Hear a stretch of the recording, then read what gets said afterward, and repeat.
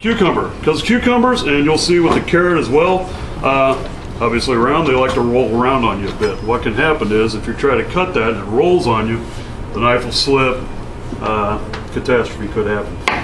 So with that in mind, take the ends off because you don't really want to eat those. Very carefully, I will hold this and very slowly, using the tip of the knife, seat it into the front here, okay, and then just pull right across the table like that, okay. Now I've got a nice flat surface. This isn't going to roll on it, okay. From there, again, just draw the knife right through. I usually take the seeds out of cucumbers. You don't need to do that. I mean, they're perfectly edible, but just for to make nice clean cuts, I generally take those out. And then again, just draw the knife right through them. Okay.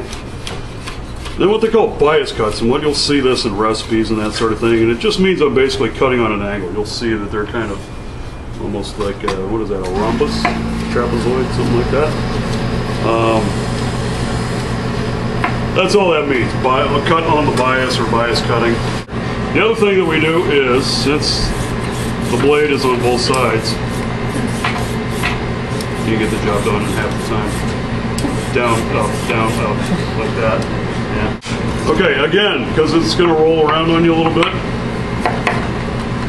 take the ends off, and then again, usually from the thick side, seat the knife in there, and then just come down on it.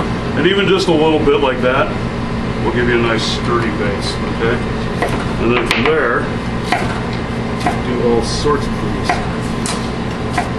This is one of the few times, and when I'm making these real fine slices here, is that I'm actually coming down on the board. But you'll notice I'm coming in at an angle like this, and then coming down. So I'll go all the way down to the board, and then finish the cut. Okay. Stack them all back up, and you get those nice little julienne strips. There's all kinds of different little classic cuts. You'll hear like julienne and batonette cut, allumette. It's like matchstick. I don't know. Does anybody speak French in here? A little bit? No? Okay. They're all different cuts, and this is basically an allumette, what they call a matchstick. Allumette is a matchstick in French. But from there, then they have a cut called the brunoise, which is like as tiny of a little dice as you can possibly make.